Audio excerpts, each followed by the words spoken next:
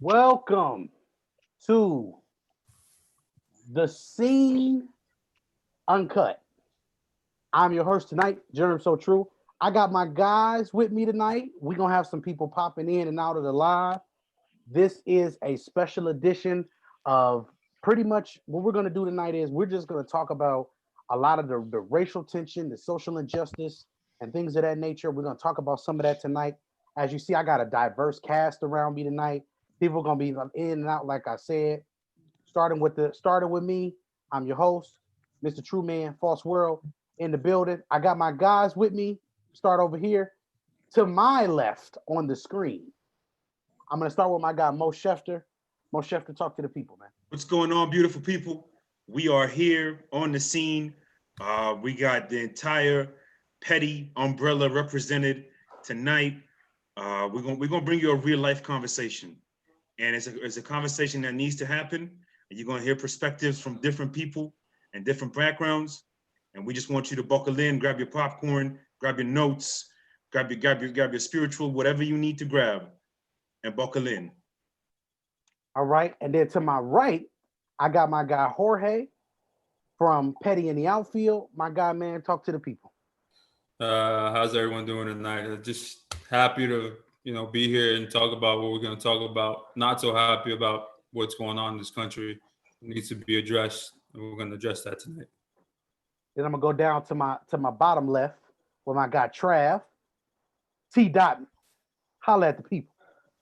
Man, y'all know what it is, man. We're gonna talk about what needs to be talked about, man. Uncomfortable or not, man. These discussions need to be talked about. So let's get this thing going. Then the guy right up under me, hey, my little brother right there, Artie. Holla at the people.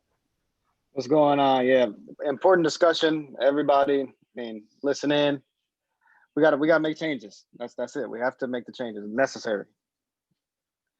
Hey, then the guy to my right bottom, we got the guy, Mr. Blackstock. We just call him Black because it's just we just gonna get straight to the point. Blackstock, talk to the people. Hey, what's going on, everybody, man? I'm just here to really enlighten people on what's going on, kick it with my fellas and have some serious, unedited conversations about what's going on today because it needs to happen. And then the last but certainly not least, my guy with the Jackie Robinson clean white on right there. It might be cream, but I can't see. My guy, Big Shot, holla at the people. What's going on? Yeah, this is what a day. One of the most interesting days I can remember in my lifetime in sports, and a whole lot to break down. So let's not delay any further. Let's get to it. All right. So first and foremost, man, as we know, what we have seen today, just today, we have seen MLB cancel games. We have seen the Milwaukee Bucks not even take the court. The NBA has completely taken all games off tonight. So we are the live entertainment for tonight, and we're not even entertaining. We just gonna talk about some real things. This ain't entertainment to me. This is serious.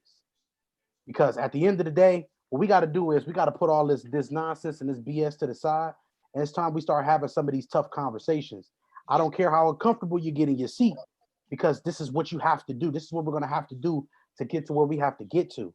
So moving forward, as we have, where's the link, Eddie? My guy Eddie Banks. What's the password? Yeah. So first thing we're gonna do is I want to go around the panel and I want to allow everybody to get in on this specific part of it. What is the most irritating factor of today for you as a person? Whether you guys have similar views or whatever, I want everybody to speak on this. What's the most irritating part of today? Blackstock, I'm gonna start with you. All right. The thing that is the most irritating thing about this whole process is, I mean, my guys know pretty much that I talk to regularly where I was from the jump about starting sports back, period. One, because of the pandemic, right? Second, because of the George Floyd situation, the Ahmaud Arbery situation. Now we have this situation here, the Jacob Blake situation. You know what I'm saying? The Breonna Taylor situation.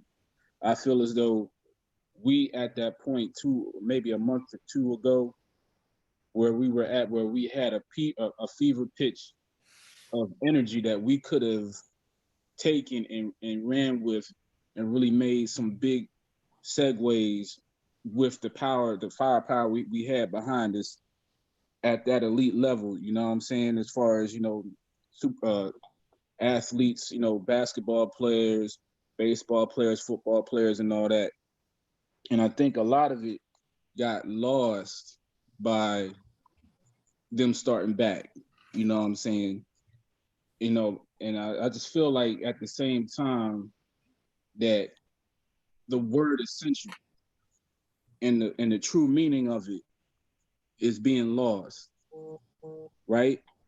What's essential to life, not what's essential to your needs. What's not essential to your wants, right? What do you need to live, and what do you want? The needs, you need oxygen, right? You need water. You need food. When it's hot, you need cold. When it's cold, you need warmth. Those are your essentials and a heartbeat. Everything else outside of that, you can always make shift. You can always shift. But those are your essentials. So when I see, and this, it's not about anybody in general. When I see people say, well, we need it, we need it, we need it. And then, like I said, it's not just about one person. Because I just hear it at work. I hear it within the groups, you know what I'm saying? Just amongst family members. We need it. Really? How did they function the first 1800 years on Earth? Was sports essential then? No. Hunting was essential to live. It wasn't a sport, right? I just want people out there to think about what the word essential really means. I'm gonna just give my little rebuttal on that real quick, because I can't say I disagree with what Blackstock just said, because it would be naive of me to disagree with it, because there was a feeling of, okay, the water's hot, the attention to this is at an all-time high. Where sports comes back, where is that attention gonna go? To me, though, I feel, first of all, sports has been around since the beginning of civilization. Now, it wasn't always as pretty as these athletic men shooting the ball or women shooting the ball and dribbling the ball and throwing the ball. It was a little more barbaric stuff back then. But sports has always been around in society. And I think the reason I felt it was important for sports to come back was, you look at what we were dealing with, and it always felt like sports was a common ground for everybody, no matter the background, the race, or the beliefs. And if you look at throughout history, especially when you go back to the first civil rights movement, because I don't think we can deny the time we're living in right now no more. But if you go back to the civil rights movement that we know of, athletes played a huge role in the impact and the long-term message that was tried to apply. And obviously that message has gotten weaker over the last 4 decades. Imagine, it's only been 4 decades. We're not even talking hundreds of years. But just to make my ultimate point, I thought it was important for sports to return so that these athletes could have that full platform back. And I think, to me, for the NBA in particular, for the NBA to say, okay, you run this league, and for these players to exercise their right and to have the leverage to get 3 playoff games canceled, I think sends a much bigger message in with this way than it would have had they just decided to not go down to the bubble. That's all. That's the only difference between my perspective on it, Black, and your perspective on it. But I can't say that I disagree with the whole fundamentals. Right, because it's not necessarily essential to life, sure, but I think you look at, anyways. That's my final point. There's no reason to keep going to it. So with that being said, Jorge, what's been the most disturbing part of this for you today, my guy? It's not just today, man. It's been going on for a while, excuse me. And my voice is cracked because it's emotional. Like, you know, it, people being inhumane to humans, man. Sometimes you hear stories about, how people treat dogs, and people care more about that than they do about human life. And that baffles me. That angers me. Like, how and why? It's amazing to me, and it doesn't make any sense. And to touch on the sports aspects of it, I mean, it, sports, yeah, sports is fun to have, cool to watch, and all that, but it's not important. It doesn't matter right now.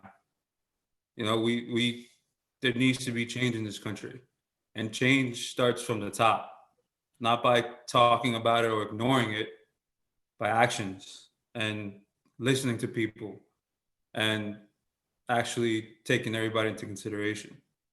It's gonna take a lot, and it stuff needs to be fixed. And I'm proud of the NBA players of what they did today. That's huge. And to be honest, I hope other sports follow. Not just 2-3 games. No, cancel it. The only way that stuff is going to change, and we see it in other businesses, and we see it in small businesses, whatever you want to call it, is when you hit them where? In their pockets. And that's when people are going to listen, people are going to change, and stuff is going to happen. That's what needs to happen.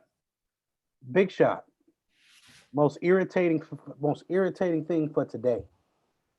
I don't think, excuse me, I don't think today has been irritating. I think what today's conversation, I think, shows is that there had to be a next thing. So if you look at during, like we talked about George Floyd, it was the protest. It was the looting.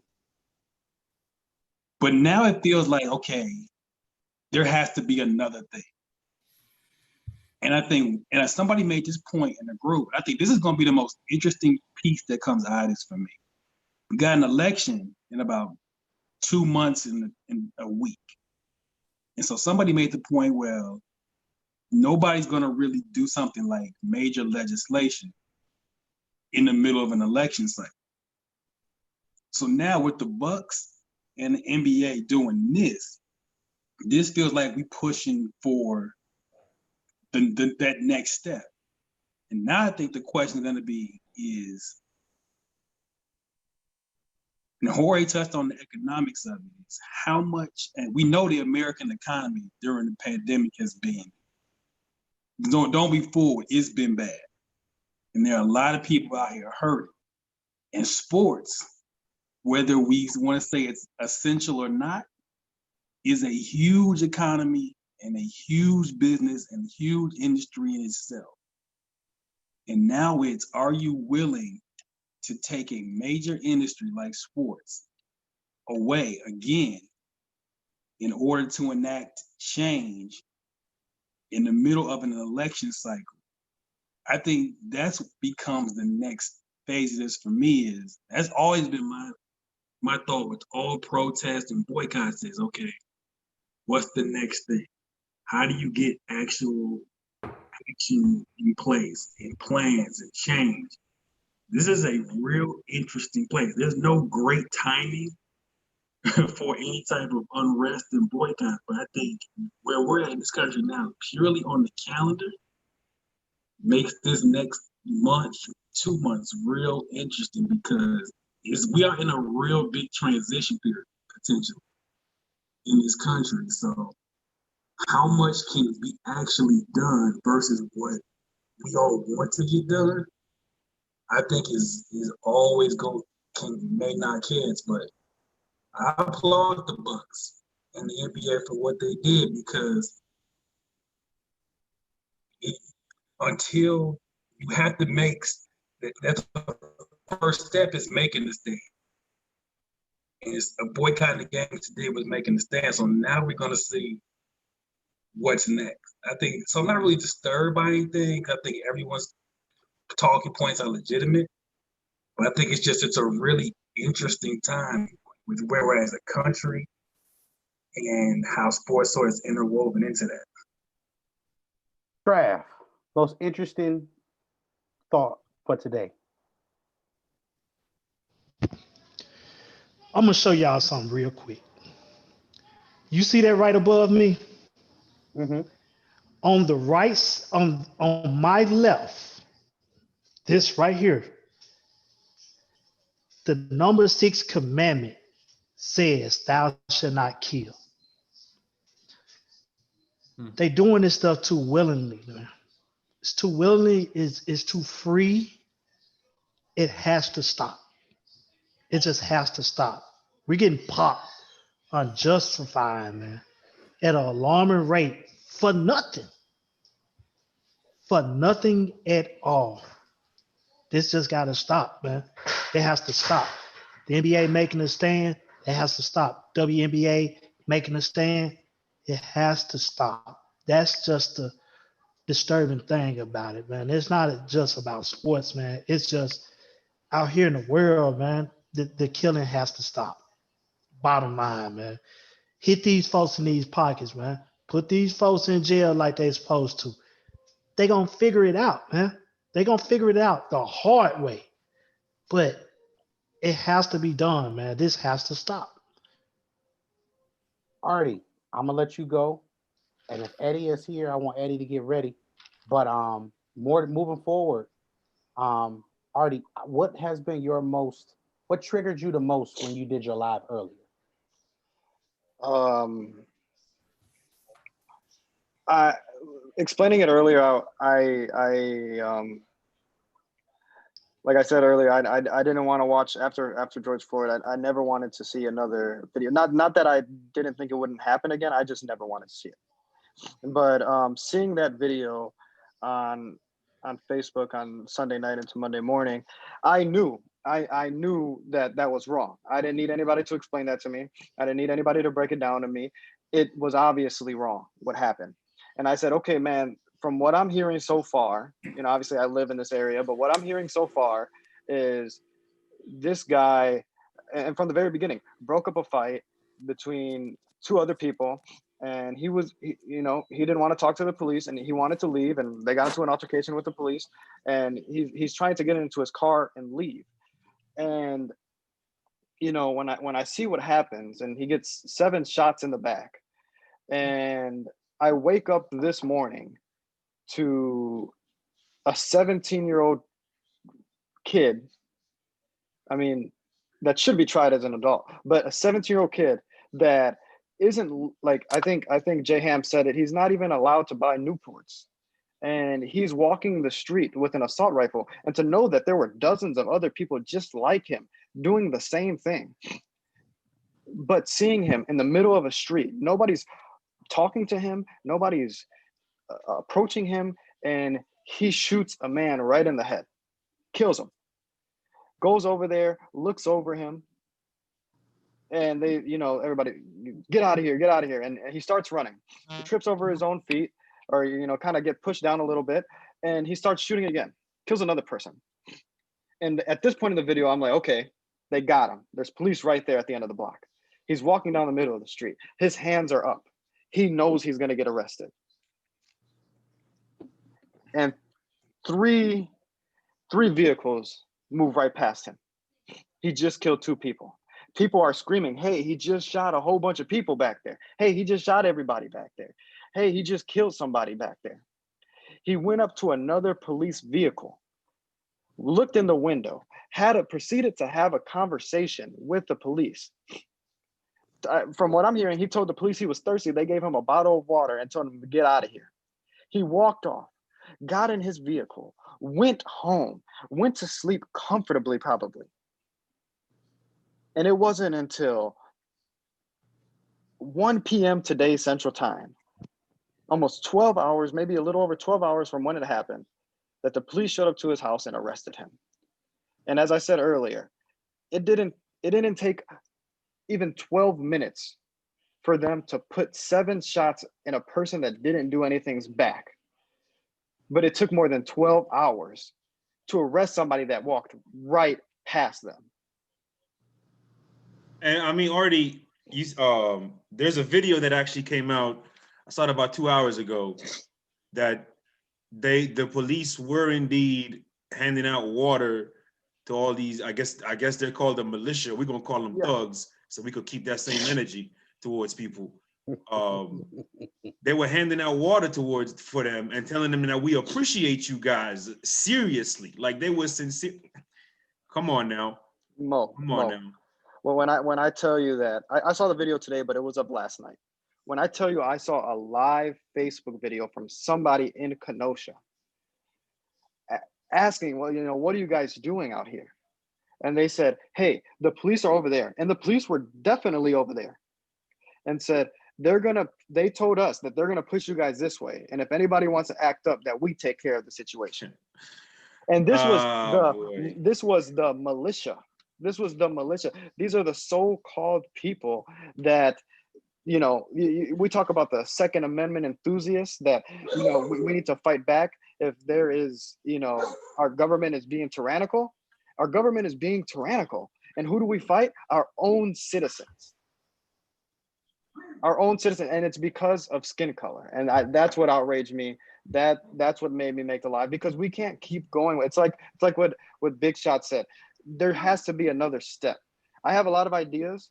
I mean, we're going to discuss that here, obviously, but there has to be another step. There cannot just be, hey, we're going to protest, and someday we're just going to be tired of saying Breonna Taylor. We can never be tired of saying Breonna Taylor until we get justice for her. And the same thing for Jacob Blake. The same thing for, like I said, these are not numbers. These are not just names. These are not just statistics. These are real people that lived real lives. And like I said, when you see that Breonna Taylor's boyfriend spent more time in jail than any of the people that killed Breonna Taylor because he was defending his home from people that he thought was breaking into it, this discussion is way overdue. Action is way overdue, and we need to make a change. And like I said, it starts with us. It starts with our tight-knit group, and then we can expand it. But we have to figure out solutions here and then take it to the world. That's what I think. Eddie, Mr. Eddie, I want you to speak on how you feel about today more than anything. I'm gonna let you go, and then after that, I'll speak, and then we'll go to another part of the forum here. Well, first off, about today, I'd like to applaud Kenny Smith for what he did. For instead of telling them before they got on live TV that he's not going to do the show, he actually did it on live TV to let everybody know why he's doing it, why he's not speaking, why he's not not just talking about it, because he wants to take action. So I applaud him for that, and I applaud the Milwaukee Bucks for what they did. Even though the only thing I got a problem with is that they didn't tell the Magics, but it's okay. Like, I still applaud them for what they did. It's like an ambush what they did.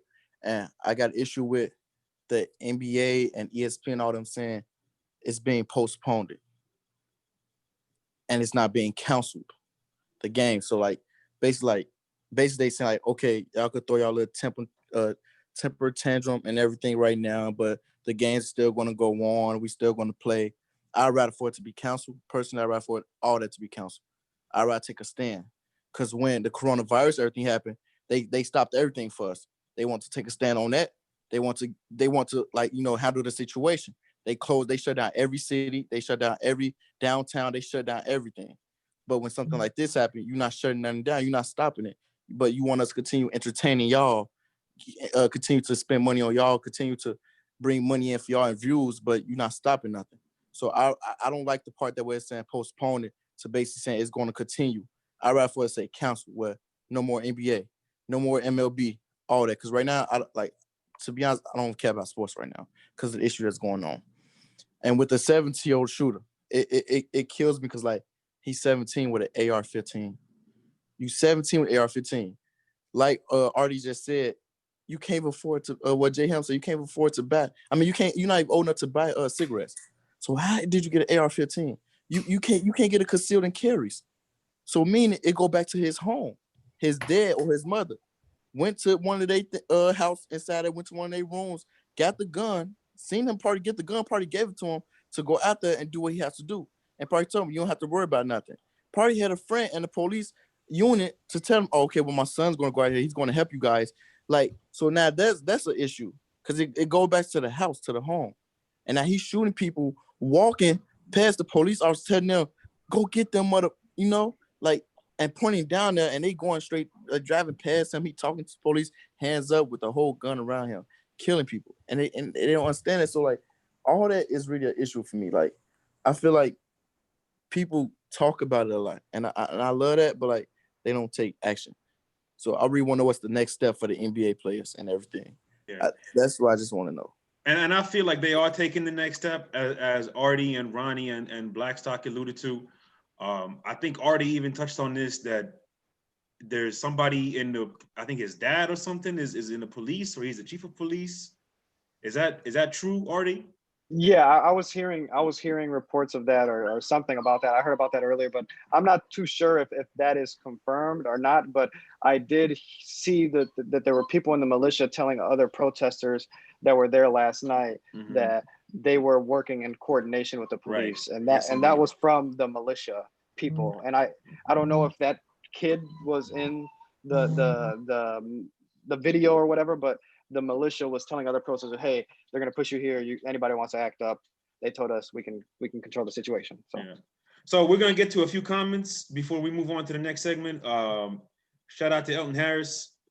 He says, I will say that them going to Orlando might have ended up being a blessing in disguise. If they boycotted from the gate, the spotlight wouldn't be as bright on their actions. It would be looked as they're boycotting the virus and not continued police brutality. Pros and cons to everything, but sports aren't necessary. That's nail on the head, E. Victor Mino, like Ice Cube said the other day, we got to ask what's in it for us. Where is the plan to show what we're doing as a country to change what's been going on? Ty Love, probably eating some boneless wings right now. Just said he just want to say, love y'all, love you too. Chicken nuggets. And then E, once again, said he's going to be tried as an adult in the state of Wisconsin. So those are the comments. We appreciate everybody in the comments. Germ, back to you. So let me just say a couple of things. And this is something that I want everybody to think about vote time.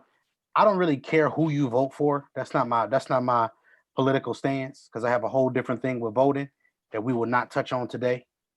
But it's some common sense things that I want to put out there. Number one, the one thing I want to make sure that we understand about what Ice Cube is saying, and I want y'all to make sure that y'all recognize this, because this is big what he's saying. Make sure whoever it is that you decide to vote for, not just party-based. This goes to your local officials, your governors, your mayors, everybody. They all matter. In my county, which is Cuyahoga County in Cleveland, Ohio, in my county alone, there are all types of judges that run as Democrats simply just so they can get reelected to the bench. And these are the same ones that are sending all of these predominantly Black men up the road to prison for taking plea deals that they probably shouldn't even take. I want us to understand that party is not the thing here. We need to make sure that we understand that the Democratic Party still has a 100-year reference of them doing nothing for civil rights. Both parties have their faults. So whoever it is that you decide to vote for, ask yourself, does this party or this person who represents this party fit my agenda, my people's agenda moving forward? That's all I want y'all to think about. Because all of the things that we need to vote for are not just the president. We need to vote for the people who affect us locally. I have not heard y'all say one thing about the local government. I'm confused as to why we're not talking about the local government. Who represents you the most is the local government, all the people in your county.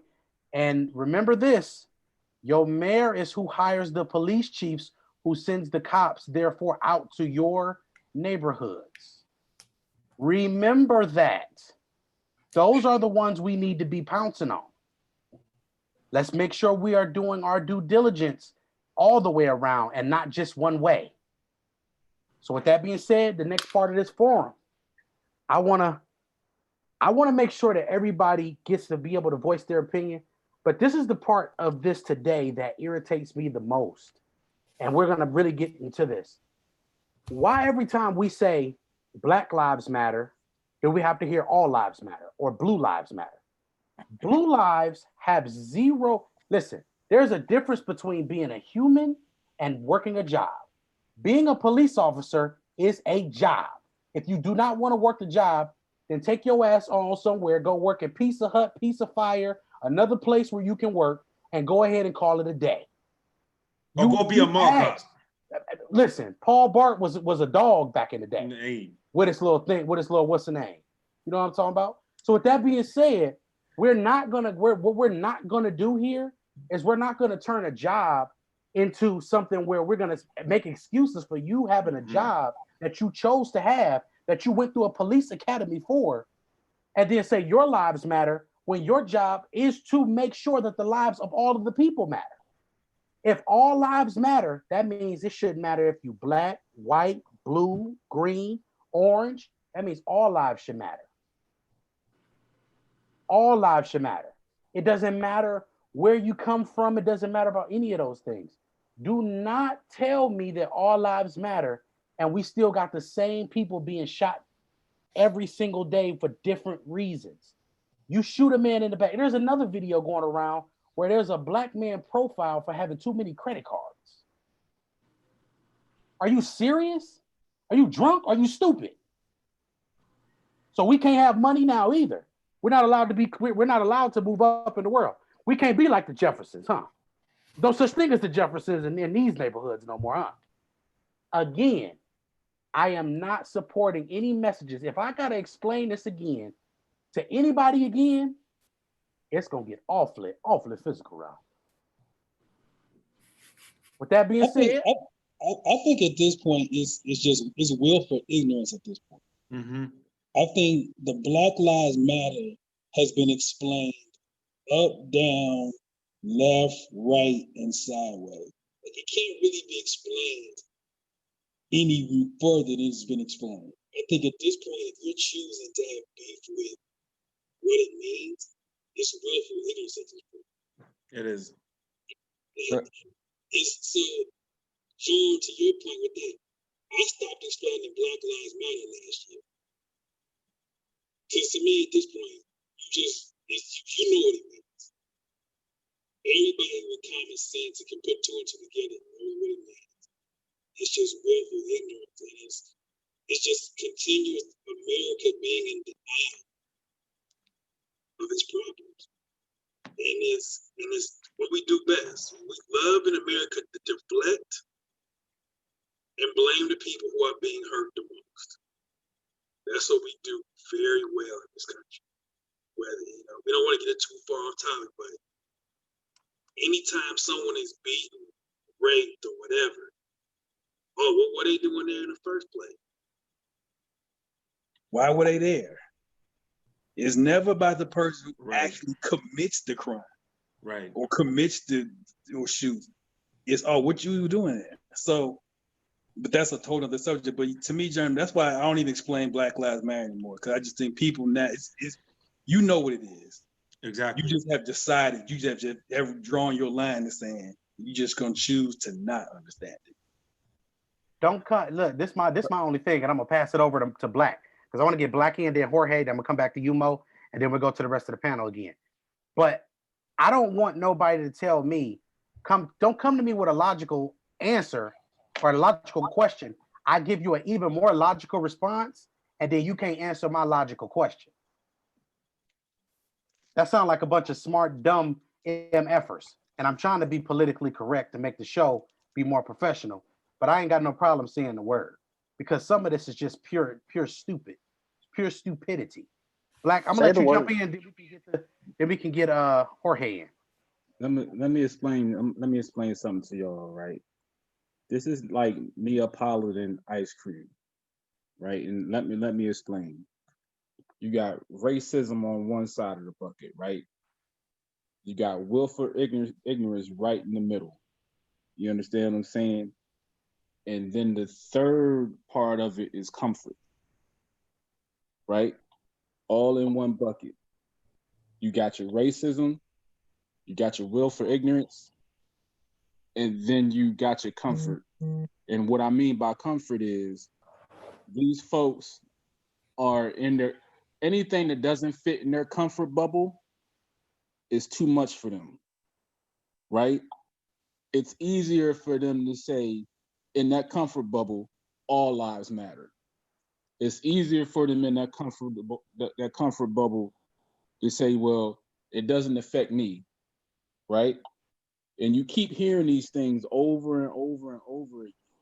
And then when you drill down on them with facts, not opinions, but facts, when you drill down on them, they either disappear or they start going with the narratives or going with the labels.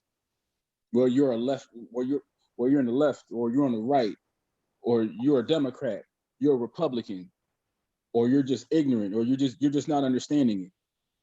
Because they can't, what they don't want to admit to you, because I think it's just as many people out there that's racist, just as people it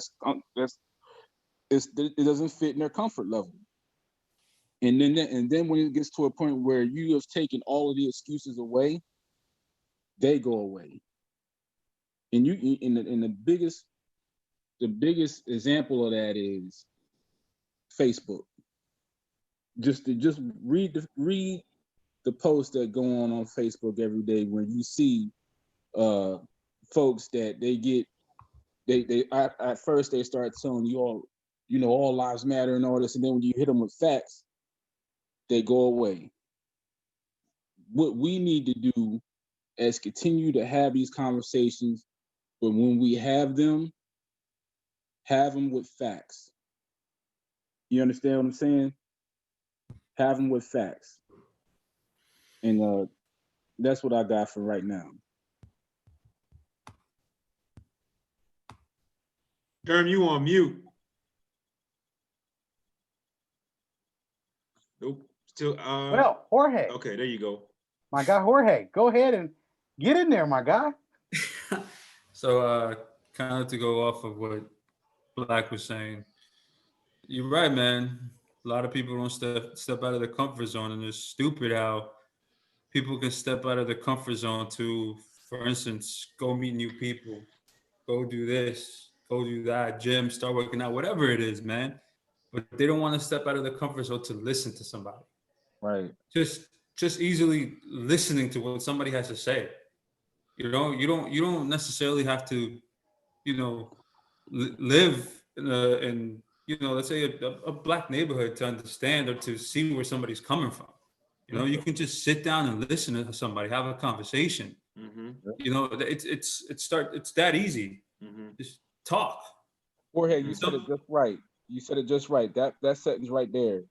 People, they'll listen, brother. They'll listen to you, but they won't listen to you to understand. Exactly. They'll listen to you to reply. Mm-hmm. So exactly. Everything that you say around it goes right over their damn head. Exactly. So back into their comfort level. While you're speaking, they already have an answer in their head to what your first sentence was, and they did not listen to anything else. Yep. Folks hear what they want to hear, man. That's the bottom line. Yeah, Folks don't listen. Folks hear what they want to hear. Hey, you guys are all bringing up a good point, and I said this earlier on the live. If you watch these videos, if you see what real Black people are saying in America, and you are still at the point that you're like, hey, I'm listening, I'm here to hear now. No, you that to me, yeah, we can still bring people in. But at this point, if you still need to listen, if you still need to have that discussion after hearing a man for almost 9 minutes say that he cannot breathe, the problem is that you're not listening, you never have, and you don't really want to. And like you said, they're listening to reply. They're not really listening to be informed. They're not listening to try to do what we're doing here and make progress. If you've seen these videos and you say, Oh well, I'm here. I'm listening now. I hear you now. Like, no, you don't. You don't, and you never did because you know. And it's one thing to try, but you never really did. And I said this the other day. This is something that I think in my mind. If you say something like he shouldn't have been shot, but you don't need to say but. Leave it. You know. Leave it at those first few words. He shouldn't have been shot. If you believe in that and what you're saying there, you don't have to say but. And there's Facts. so many people that say that. And that's the one thing that irritates me the most. He shouldn't have been shot, but no. After that, shut the you know what up. The word Germ didn't want to say. That word. You know what? A lot of let's be frank and let's be honest. A lot of this, and a lot of people don't understand until let's compare what's happening both with race and also the pandemic. A lot of people with the pandemic don't understand until what? It happens to somebody they love, somebody in their family, somebody next door, or somebody they know that are really, really close to them. Same thing will happen with this race card. With the and race. and and see, that's the problem, because if you are a white American in this world, in this country, you're surrounded by mostly white Americans. You're not, you know, that if you don't get outside of, we talk about the NBA, if you don't get outside of your bubble, you're surrounded by the same. It's never going to happen to you. So I think where we have to make a flip, and I think Germ has alluded to this point before, is that there's not we don't have time. I mean, it's been hundreds of years. We don't have time to explain to people that don't need to be or don't want to be explained it to anymore. We have to make progress. And if those people are going to sit inside of their bubble and tell us constantly every time this happens, oh, I'm listening, or justify somebody getting shot in the back 7 times and then turn around 2 days later and say, oh, well, like, this is a quote that I just saw before we jumped on. Oh, well, the 17-year-old boy had to do that because nobody else was doing anything to stop it. Man. I mean, that's just driving home the point even more as to what we're saying. I'm not going to say whose name this is. I am going to say that he is known amongst everybody on this panel. But I got a message from this person not too long ago. And they said to me, I don't even remember the whole message, because I'm going to be honest with you, I kind of stopped after he said this. Yeah. But he said, I am starting to realize that Black lives do actually matter. And I was like, wait a minute. Are you trying to get a cookie? You trying to get back in the group? What exactly are you, what is your purpose of telling me this? And I haven't responded to it, honestly, because I don't even know how to respond to it. I want to respond to it because I think it's we all have a duty to welcome those who have had a change of heart. We have to believe in evolution. We have to believe in people's ability to grow. And even if it's taken people a long time, Artie, we can't close the door on that. We can refuse to have conversations with ignorant people, 1000%. You know what I mean? But if you get somebody who comes to you and says, listen, I wasn't listening, I am now, what can you bring? What perspective can you add to this new perspective that I'm trying to gain? We all have a role to play in that. And I think Jorge mentioned the pandemic. We talked about this earlier. It was me, Germ, J Ham, Myron Jenkins, and Trav. And that'll be released tomorrow. We did a video podcast about really just the state of mental health. And we got into how there's 3 pandemics that we're dealing with right now, not just globally, but more specifically as a country. There's 3 pandemics that we're dealing with: the coronavirus, the peak of racial tension, and as well as the state of mental health in people. You're seeing domestic violence cases go up. You're seeing people checking into these rehab centers more. You're seeing just an elevation in numbers of all these mental health issues. So in my opinion, there's 3 pandemics going on. And the solution to all those pandemics goes back to the same principles, the same fundamentals, is basic human decency and compassion.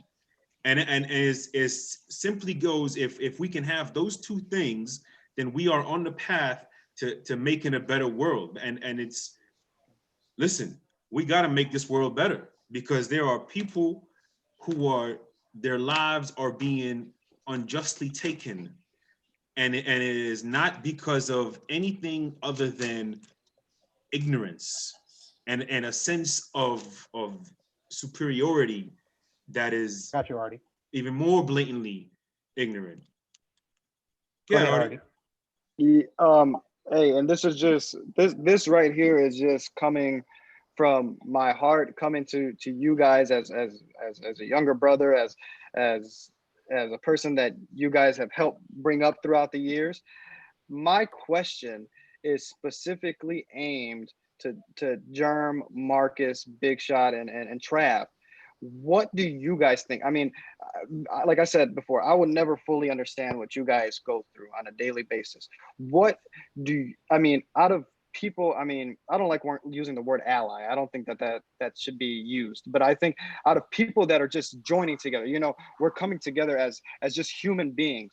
What do you guys, I mean, I and this is why I asked this, because I don't think you guys expect anything, but what do you guys expect out of people? I mean, it's probably just human decency, but what do you guys expect? Trav, I'm gonna let you go first. I'll go last, y'all. I will sacrifice myself to the end. But I'm gonna answer your question first, young art. How I feel is, especially in my line of work, I should be felt as a African American male on the defensive end every day. I'm not a cornerback. I'm not a linebacker. I'm not a defensive lineman. I'm not a safety or free safety. I am a young African American male that has a special set of skills that shouldn't be disrespected by anybody. I think I have earned that respect, but at the same time, there's people that disrespect you because they think they are superior to you just because of the color of their skin. That don't happen. And I'm not going to allow that to happen. So just think, you just a young African American walking down the street and they clench their purses. Like, we're all the way across the street. They clenching purses like we're not finna do anything. We are good human beings by nature. God made us that way. It's no possible way I should be on the defensive end every day I wake up in the morning. Now, what Mo said, I'm gonna ask you this, Mo, before I answer this question. The person that you said that crap about now they're starting to realize that Black Lives Matter. They in this group, correct? They were. They were. Okay. Now, here's how much this, I don't even want to say it, but here's how miseducated this person is by saying that. The entertainment that he watches on the football side and the basketball side, 75% of the people who play that game is who? Black people. So why in the hell we don't matter, but your entertainment is broadly brought to you by us? Man, get the hell up out of here with that shit, man. Do you really want Germ to go in this rabbit hole? Man, you gotta go. It's that time. But here's the thing. You gonna wait because Big Shot, I'm gonna sacrifice. I will sacrifice myself to the end. They can have it, but that don't make no sense. How in the world you going to say now you see Black Lives Matter, but the majority of your entertainment, especially football and basketball, 75% of the entertainers are African Americans. And let's point out too, and most of the people in the group, all the people in the group, all the people in the group are grown. This was a grown adult person that has been watching sports for a long time. It's not just like they just started watching this and they just figured this out. To Trav's point, this is a grown adult person that's been watching these athletes bring them their entertainment night in and night out for a long time. And if a big shot, Black, whoever wants to go next, I guess, yeah. All I right. know German. Let me I'm gonna explain something to y'all, right? And most of y'all already know. I retired from the Navy, right? November 1st, 2019, right? Do you know there's a lot of my brothers and sisters that are still serving in the Army, Air Force, Navy, Marines, that whenever these topics are approached, they don't have they don't have the right to express themselves on social media, right? They can't go on social media and express their views, right? They can't even peacefully protest, right? They can't do any of that because of the UCMJ. So imagine being a regular civilian or citizen, right? Like we are every day, like we are now. You understand what I'm saying? These guys and girls, you know, high ranking to the lowest ranking, are completely muted until until they permanently take their uniform off. So we are sitting here frustrated, right? We're sitting here, you know, giving our views on what should change and what shouldn't change. It's a section to release because I think it's what in the military itself is 500,000 civilian or the civilian workers, military in the military combined that can't say anything. You know what I'm saying? I feel for them every day because they want to talk about these topics. They hit me, they call me, you know, they give me direct messages because they can't speak. So a lot of times when you see the post that I put on Facebook, it's for them. So I'm not just fighting for my kids. I'm not just fighting for the guys and girls in the groups. I'm fighting for the people that can't speak at all because of what their profession is. This is real. Understand what I'm saying? It's a lot out here, but we got to get to it. We gotta put our knees on their necks, mentally, intellectually, and make them feel our pain and make them understand that this can't go on anymore. So, you know, I passed the big shot. I'm gonna pass to Jerm. I know Jerm got something he really want to say, but I would tell you, Artie, first of all, Artie, the one thing I want to tell you and any person on this chat or listening that's not Black, just because you're not Black doesn't mean it can't be you. You are still a young man. You are still a minority. Yes. So that doesn't make, just because you're not African American does not make you, for lack of a better word, like it couldn't happen to you. Because we know our Latino brothers and sisters have had to deal with the same thing. And to be honest with you, our Caucasian folks have had to deal with it too. I just think, obviously, we can talk about statistics and rates and all that, but police brutality and police and that type of thing, it happens to everybody. But the issue is it happens to us at much higher rates than it does. And on the flip side of that, the conviction rates on officers who kill Black people is so much lower. And as Blackstock, the others have alluded to, that's not opinion. That is fact. So I think what I would tell you already as a young man is that number one, obviously be careful.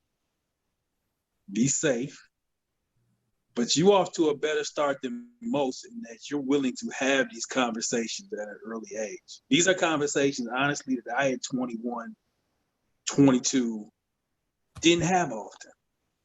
And the country wasn't less racist in 1998, 1999. The conversations just weren't had as often. And even though for you, I know this is a real, like for all of us, it's a real stressful time, it's anxiety. You're getting in a strange way, you're getting to learn this early in life. And now as you progress as a young man into your 30s and 40s and 50s and 60s, you have an understanding now. And you'll be able to be not only speak on it, but you'll also be able to be empathetic too. And Mo talked about compassion and empathy, which is something that lacks in this country. You at a young age are getting that now. So just, that's the one thing I think I want you to take from is that, yes, you are not Black, but George Floyd, Breonna Taylor could very easily be anybody in this chat. And that's why it is important to have these conversations, at this time. So I'm not going to delay. I know Germ is sitting on something. So Germ, the floor is yours. Let me just start off by saying this. Let me answer your question first, Artie. And your question basically says, what would my expectations be? What is my expectations as a Black man? The answer to that question is I don't have any. I'm going to explain why. Because in order to have expectation, that would be insinuating that I have hope that when I speak, that I am heard. I'm pausing because I want people to understand that as a Black man in America, when you speak, you are not heard. Why is that?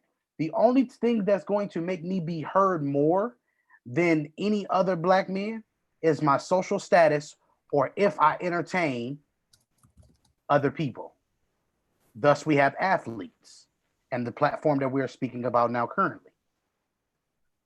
I am a person who has said on multiple occasions, and I said this last year, Mo and Trav will be people who will tell you guys that I said this. I said, I don't think the athletes really get it yet. Because when they get it, they're going to take certain actions. And everybody said, oh, Jerem, you're just so hard on them, this, and that. Okay, cool, whatever. Today is the day I can finally say that they got it. Actions speak louder than words. We need to take actions in times like this. I understand that people are all for the peaceful protest and things of that nature, but I'm going to ask you this question. We've seen peaceful protests before. When did we see peaceful protests? Well, here's a little history lesson. Back in the 60s, we seen peaceful protesting. We used to see fire hoses against some of those Black men walking down the street, being fire hosed with water, being beaten just because they were Black. In fact, Black Wall Street in itself was actually destroyed because of an alleged inappropriate touching of a young man by the name of, what is his name? I can't remember his name off the top of my head. But it was actually an alleged situation where he allegedly touched a white woman. And from that stage, he was beaten and hung. And then after that happened, we go to another stage of this, and then Black Wall Street was then destroyed. What I want to explain to y'all is these are things that we talk about on a day-to-day basis about the difference in the racial disparity in this country. I'm not saying I'm any better than the next person because of the color of my skin. I don't believe that. There's no such thing as a perfect person. We all are imperfect. It's an imperfect world. At the end of the day, when you stick your two arms out, one arm is longer than the other. Your body's imperfect. One side of your foot, one of your legs is longer than the other. We're imperfect. So who the hell are you as a person to say that the pigmentation of your skin puts you in a higher class than somebody else? Listen, I think you all made great points. I think Artie asked a great question. I think just to say something, Artie, and you don't have to be like Ronnie said, you don't have to be anything other than a basic decent person to understand what this is all about, to understand that there is a disproportionate killing of Black people from the police in this country. And even more so, if you divide it into three categories: Blacks, Latinos and other minorities, and white people, and you add in white people, Latinos and other minorities, you're still not gonna get the number of how many Black people have been killed in this country by police. And for anybody to see somebody get shot point blank range in the back, and the last three shots this man unloaded, he was looking, I'm not sure who the woman that was young there with him, but he was just looking at her and shooting like, what you gonna do about it? I got one more in the chamber after I'm done with him. That was the optics of the situation. And that is why it was, you could be disgusted, you could be infuriated, but I think when you look at most of us, it's just numb to the BS. That's is you. I mean, I have talked, everybody on this panel and most of the people in the comments, we talk to on a regular basis. It's not daily, but it's about daily, and I can just feel the frustration of and just the overall exhaustion of everybody's energy towards this, because it's like, what is it going to take for us to realize this is bad? Like, this is bad. That's all it is. And I just think we need to realize and understand that policing in America has failed, and there needs to be new reform, a new system, a new training, new officers, new mayors, new magistrates, new everything. There needs to be, we were talking earlier on our podcast that we're going to publish tomorrow, some of us had to relearn everything to get over some of our traumas from our childhood, right? Same thing here, man. We got to relearn everything, and put our resources towards the proper places that we can get more people back to their house when they have cop interactions. I'm gonna get to the YouTube comments, and then I'm gonna pass it back to Germ. Tyra Love, again, chiming in here. He says the most infuriating thing is, why do the killers, the real thugs like Kyle Rittenhouse, Dylan Roof, George Zimmerman, the Columbine shooters, and the Aurora shooter, why are they still talked about as human people with narratives to make it seem like they still have humanity? They were mentally ill, they were outcast, they were bullied, et cetera, et cetera, et cetera. Again, that's just privilege, Ty. And if that's something that, again, when we say white privilege, we don't want white people to be offended by that. We want them to acknowledge that there's a difference. Just going down. As far as the guy that I mentioned from the former member who reached out to me, a couple people assuming who it is. I'm not going to confirm or deny, but you're not that far off. But it's actually not him, so I'm going to deny or confirm. That's not him. Shout out to everybody fighting mental health right now in the comments. Stay strong. Ellen Harris talked about saying all lives matter with a black man jersey on. The irony of that. Vic is saying, Trav, modern day slavery mentality. I'm not sure what he's talking about. He's referring to what Trav was saying about the whole thing with the players being 75% black. Okay. Which I ain't even go down the Miss Your Candy route.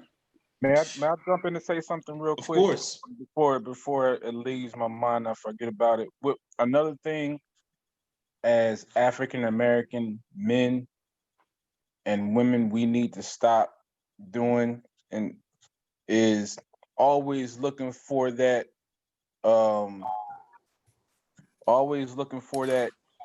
extra side of the story where we feel like there's some alternative story to it, right? Mhm. Well, why was he here?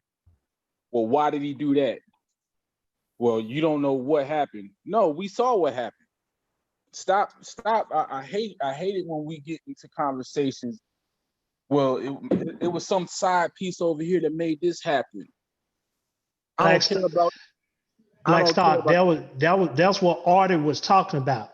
When you Right, say what happened, it's what happened. It ain't right. no but. It ain't no and. It ain't no ifs. And It ain't no other thing. And that's what a lot of people try to look. You trying to read in between lines that's already been read. you know what I'm talking about too, right, Trav? Yeah, I know exactly what you're talking Yeah. about. That's just people just like, well, he shouldn't have been there. I mean, in this instance, it ain't no. I always say in sports, I always say if you do your work right before, you don't have to worry about what's going to happen at the end. Yep. People try to use that logic in life, and especially in tragic situations like this. The man was there. The man walked away. He went to his car. He got shot 7 times in the back. What more do you want? Why did he go? Why did he go away from his car? If you looked at the video, you will see why he done that. Well, why would he go and do that? It don't even matter at that point, because if you was to take Johnny, good boy Johnny, and he was to go to his car, I bet you money they would have grabbed him by his shirt, slung him down, cuffed him up, and went to Burger King, got him a #2 with only cheese and ketchup with a large fry and a drink, tipped him down to jail, and that would have been it. Hey, and see, Trav, and this is what makes it so upsetting is that last situation you said, we saw that play out last night. We Exactly. saw Johnny or whatever his name is, whatever that kid's name was. We saw him walk down the street. We saw, and they didn't even cuff him. They didn't, they gave him a bottle of water and they let him go. They didn't even, they said, we appreciate your service, thank you, and let him go back home. But here's the thing, and like I said, I think you guys hit on it. It's just like, it is what it is. And this is the question that if anybody still wants to deny it, anybody still wants to justify it, this is the question. What's a justifiable reason to kill somebody? Every time you want to say, oh, this, oh, that, oh, this, what is justifiable? In this situation, in law enforcement to citizen situation. Germ, I see you. Go ahead. Well, this catch and shoot right there. Call me Curry. I'm shooting from 30. There is no justifiable reason. You are not the judge, jury, and executioner. Nobody. Exactly. And I think that's what we talk about, where the police force in America has failed, because you keep hearing people say about deadly force. Oh, well, if he does this, then he can deadly force. If he does that, then deadly force. If he does that, then deadly force. What is it? Because, again, correct me if I'm wrong on this, but every police car I've seen in my entire life has had protect and serve, serving your community, protecting your community, keeping you safe. What part of that basic creed of your profession does deadly force fall under? And again, you look at the numbers on a global level, there are way more death by police in this country than in any other country in the world. And so again, go ahead. Hey, it's awfully hard it's awfully easy to make a field goal when these are the goalposts. Hey. It's awfully easy to hit a field goal. I mean, no kicker will miss one if the goalpost is this. If the goalpost is this and the goalpost swing this way, swing that way, it'll be awfully easy if the basketball hoop just went around in circles and, wherever the ball is going, they track it down. Right. There's a little magnet on the ball and in the back of the rim. I hear you. I hear you. Go ahead, Jorge, and then I'll say what I got to say. So I want to hit a couple of things that you just said, Mo. The cops, they're supposed to de-escalate the situation, not escalate it. Like, they're supposed to be trained to calm the situation down, calm yourself, calm that person, pull them to the side, whatever you got to do. And, I think there's a country that the cops don't even have guns. I think it's Japan. They don't even carry guns. Can you imagine that in this country? Can you even fathom that? Most of the police will probably hang up their badges. Yeah. And Oops, did I say that out loud? I'm sorry. it's facts. It's facts. And Hey, what I want to get, one more thing I want to get to is, Good. you know, this 17-year-old kid that went around and shot them people over there in Wisconsin. You know, there's one thing that he did bring to light, and I'm glad he did. A lot of these cops that come out of high school go straight into that type of training, and they don't get trained properly. They're the kids that nobody paid attention to. They didn't have many friends. They didn't have many people to talk to, and now that they have a gun, they're trigger happy. When you see a lot of these stops, normal traffic stops, the cops have one hand on what? Their gun. Yep. Right. Why? Well, yeah. But think about it. Think about it like this, though. And I saw this. This kind of put into perspective. You need 8 years almost of law school to practice the law. You only need 8 months of training to be a cop. Mm-hmm. Think about how. So that's crazy in itself. You need minimum training to go out there and quote unquote enforce the law. 8 years to practice it. And I think the training, I mean, the police reform, which goes back to the conversation about elected officials, is wild, because I think of this Jacob Blake case, and I'm like, if this dude leans in his car, even if he quote unquote worst case scenario, he had a quote unquote weapon, which nobody's proved he's had a weapon. And this again, I do not want this to happen to him or any person, but I could think of about 15 other ways that dude could have been disarmed, de-escalated, and everybody goes home. And he doesn't go home in the shape he is. So to me, that's training. You're not equipped to do the job because you're not fit for that profession. I think that's what people don't get about the police. They are supposed to be held to a higher standard of conduct than anybody in this chat. Yeah. Everybody in this chat should be at a lower standard of conduct than the people who are paid to uphold the law. So yes, they should be held to a higher standard.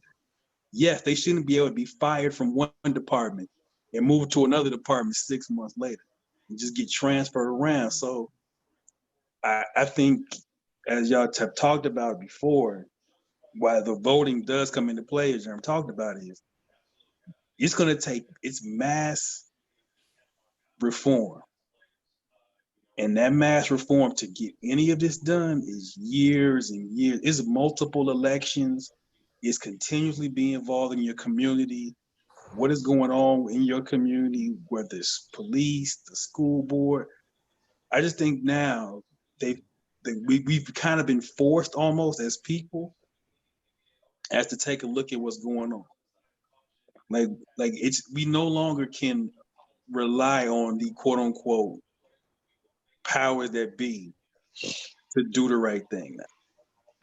And now the onus has now kind of been on the people, whether it's through the vote, through involvement, to almost take control of the situation, because the system and what's in place is clearly not looking out for certainly for Black people, is clearly not looking out for us at any level.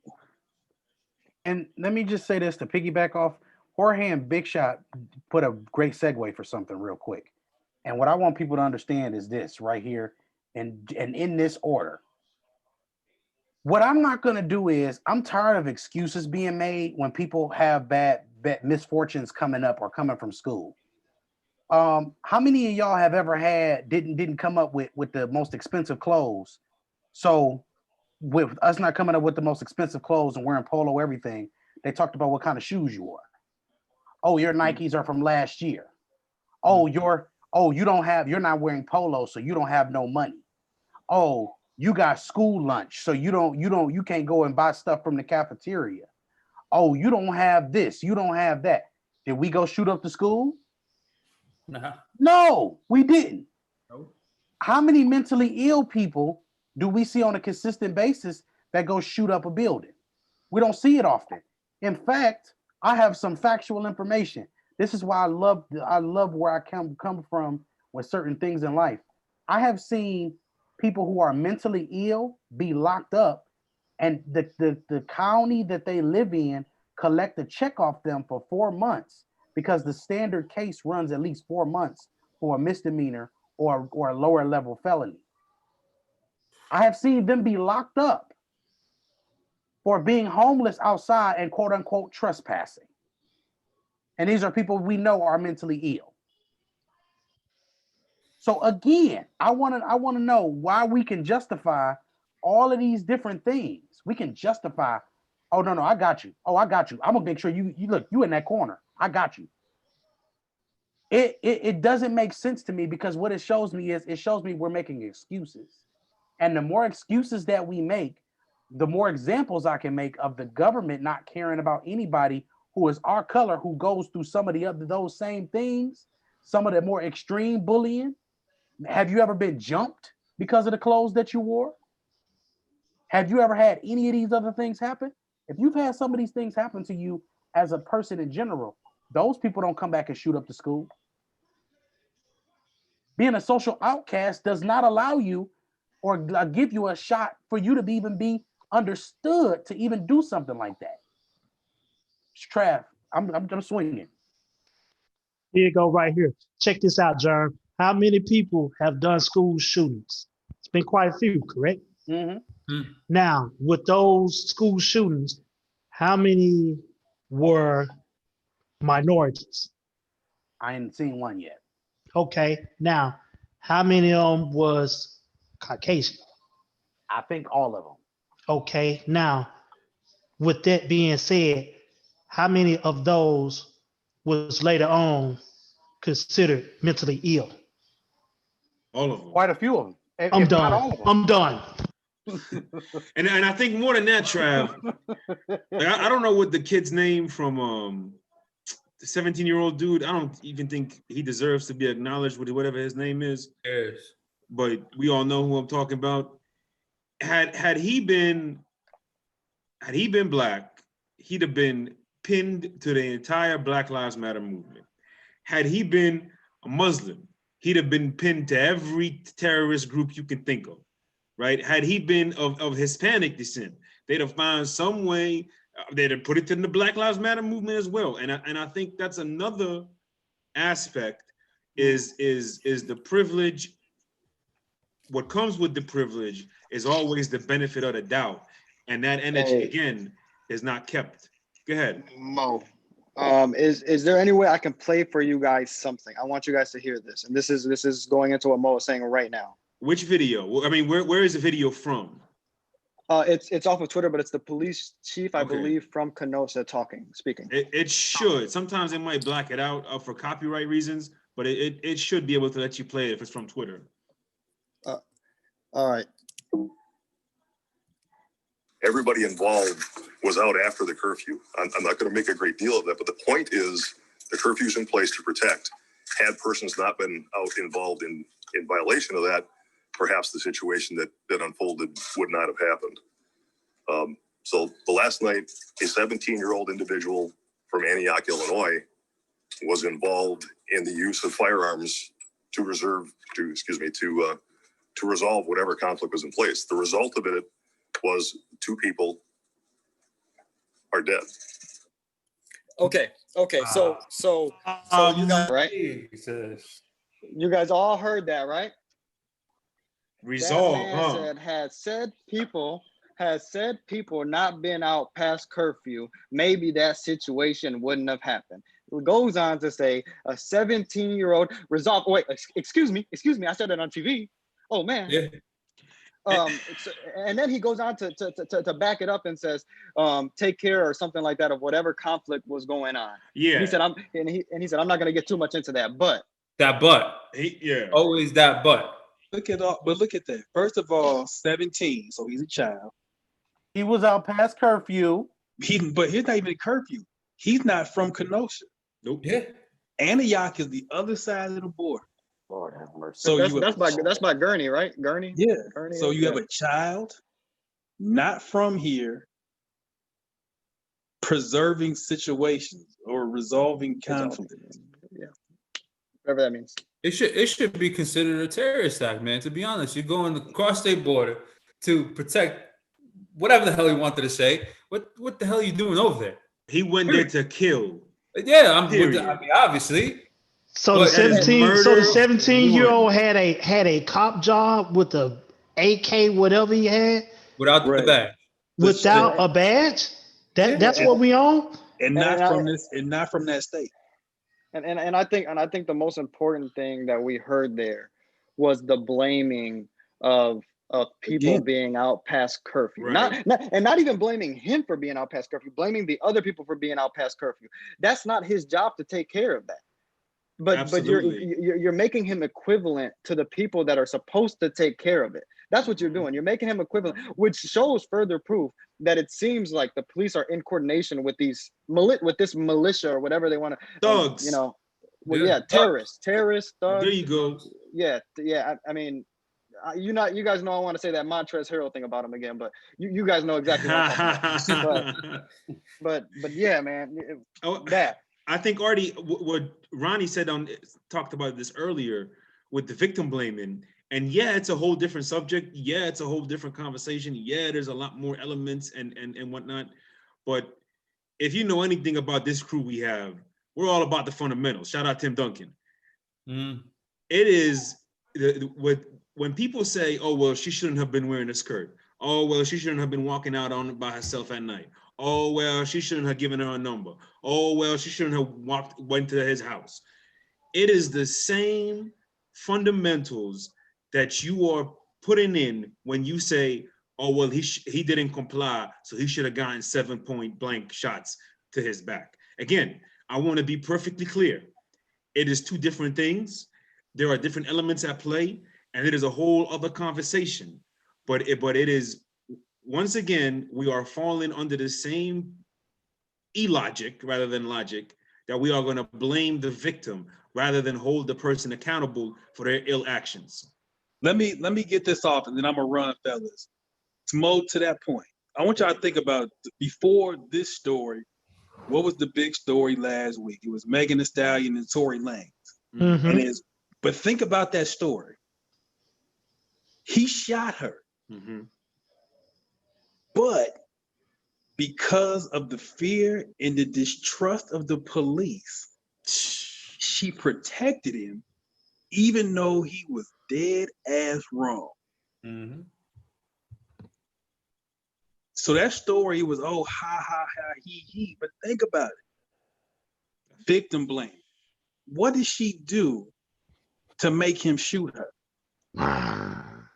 And then it becomes, because I know how the police move, I didn't go to the police on. Man. Think of this. I want our people in the comments, y'all, to think about that psychology. That Black people, and specifically Black women, the distrust of the police is so bad, even in a situation where they are the clear victim. I'm afraid to call the police because I'm afraid how the police are gonna move when they get here. Scary. That's 100%. That's scary as hell. And we gonna continue. There gonna be many more dialogues. Yes, indeed, brother. Thank y'all for having me. Artie, young man, believe me. These are conversations, bro, that I wish me at 2021 would have got to have. So as scary, as frustrating as all this is, bro, you are actually getting great exposure for your life and for later on. God bless, fellas. I talk to y'all in the group. Big shot. Yes, sir. Thank you. Well, with that being said, too, we're getting ready to wrap up the forum anyway. Yeah, just some we don't final want to stay thoughts too on long. that. So, moving forward, I just want to get final thoughts. Blackstock, I'm gonna go to you first. Floor is yours, Black.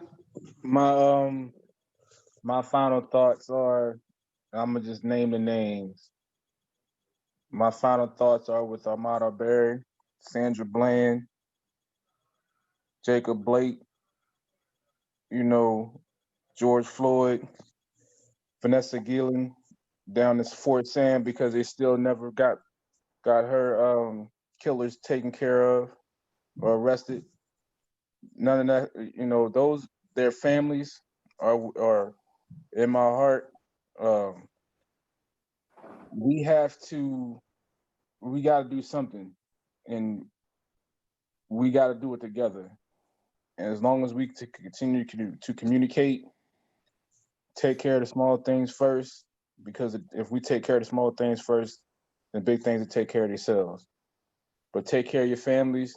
And when I say stay safe, when people used to say stay safe before, it's like, oh, stay safe, oh, we're gonna be okay. No, it's mandatory now because we have no choice. All right. So I'm gonna pass it on to you guys, man, and y'all have a good night. Stay safe and make sure you're paying attention to everything that's going on around you. Yes, sir. Absolutely. Yes, sir. Thank you, Black. Jorge. Absolutely, my guy. I mean, I just want to say, be careful out there, man. There's a lot of stuff going on. A lot of names, a lot of people being killed for no apparent reason. And the sad thing and the tragic thing is that any day it can be one of us. And you just never know. The thing that brings us together is, well, at least in this group, is sports that we can all talk about.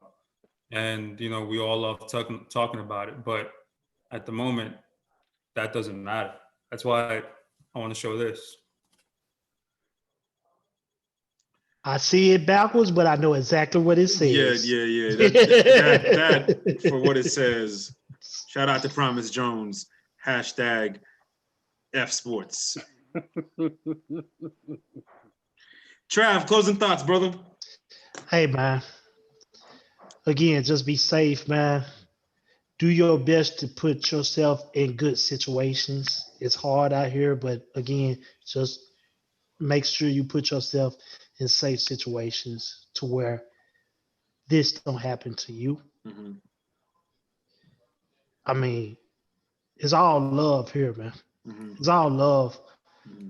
I hate we have to have conversations like this, but we gotta have conversations like this because we're tired. Yep. We're tired. We're tired.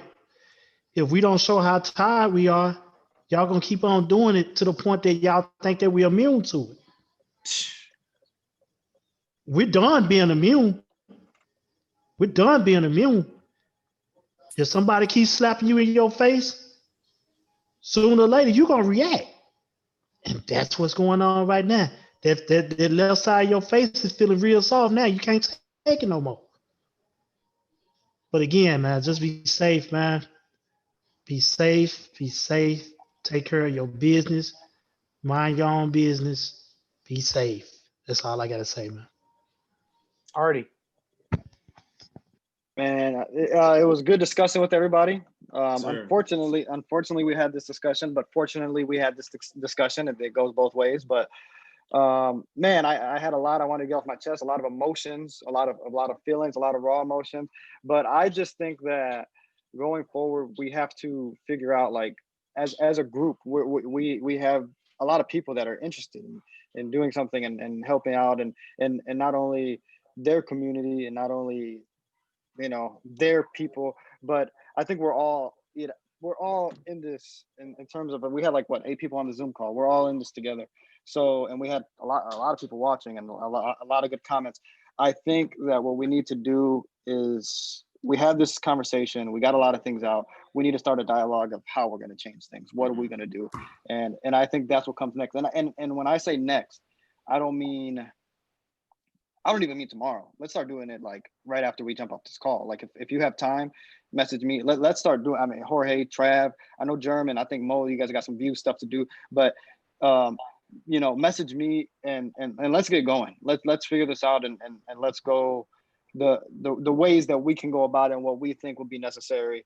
And you know, whatever it is. I also say, just real quick, support your own, you know, and that's her bracelets, you know, Walk, his editing and his artwork and what he does, Ham and his cookies, and anybody else. I mean, views, go to that, shop that store online, whatever is going on, Ball, you, anything like that. Support your own, because we're bringing it like from within. You know, with the kicks over there with Keith with the kicks and all that kind of stuff. Support your own, and then we can advance ourselves and stuff like that. So that's where I'm coming from, and yeah. Thanks for having this discussion, everybody, and it's good. Amen. Mo, We all we got. At the end of the day, we all we got. Captain America ain't walking through that door. Thor ain't walking through that door.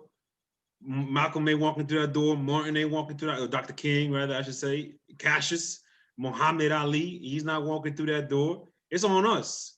It's on us with the platforms that we have, and however we can support these athletes that have a bigger platform, you know, because we got to be realistic. Without these athletes, none of us would be here. None of us would have met. None of us would have been on this forum together. Mm-hmm. And we just, listen, man, athletes, they are regarded in high standards. They should be regarded in high standards. They are role models. They should be role models. You can't just be talented and make it to that level. You got to have some sort of discipline evolved in you. And I just truly don't understand why we can't keep that same energy towards the other side. We can't keep the same energy towards holding the people who should be held in the highest standards, who should conduct themselves in the highest standards, while we can't hold them to that same energy that we hold some of these athletes. And another thing I'm gonna say is, look here, man, not to spin off Netflix, but dear white racist people, this country don't belong to you. Like, listen, I've been on some basic elementary stuff that we learned. I said earlier when we closed it out, abide by two things in life: do unto others as they do unto you, as you want done unto you. And sticks and stones may break my bones, and words will never hurt me. A song I learned in second grade was, "This land is your land, this land is my land, this land was made for you and me, from New York to California." I don't even know the lyrics, but it is, listen, man, we're not asking for a lot. We're not asking you to understand anything complicated. What we are asking you, and take it from me, who's lived in various different parts of the country and has also lived overseas for 6-7 months at a time, twice. We are all the same. We are all the same. No matter where you are, no matter where you come from, no matter what your beliefs are, we are all built the same. And there is no reason why we can't, again, not to sound so basic and cliche, why we all can't just get along. And I just want to thank everybody for tuning in, everybody who's going to tune in, everybody who showed up to the forum today. I appreciate y'all. My final thoughts for this evening are really, really simple. I just want everybody to take a second and ask yourself, how would you feel if your son, daughter, mother, brother, sister was in this same situation?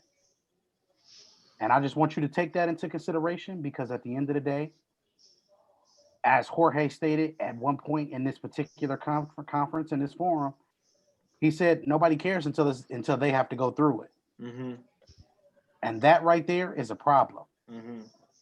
So instead of being a part of the problem, let's start to become part of the solution. With that being said, this has been Germ So True. Again, we have Blackstock, my guy Trav, Jorge, Artemis, Mo, Eddie Banks. Shouts out to everybody in the comment. Big Shot Ron. With that being said, we're going to get ready to get out of here. Just remember the scene.